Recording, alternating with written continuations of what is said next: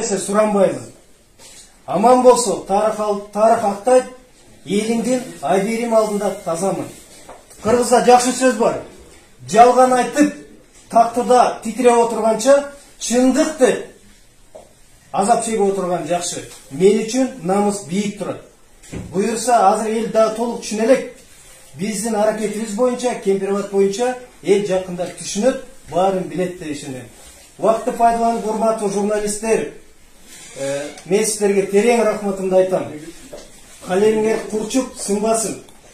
Анткени силер болбосоңор Кемпирбат ичинин тегеретесиндеги сөз эркиндигине, саясий оппозицияга, жарандык коомго болгон кысым, соттордун реформага муктаж экенин, тергөөчүлөр, соттор тергөөчүлөрдүн нотариусу болуп калганын, прокурорлор соттордун секретари болуп калганын баарын силер аркылуу көрдүк.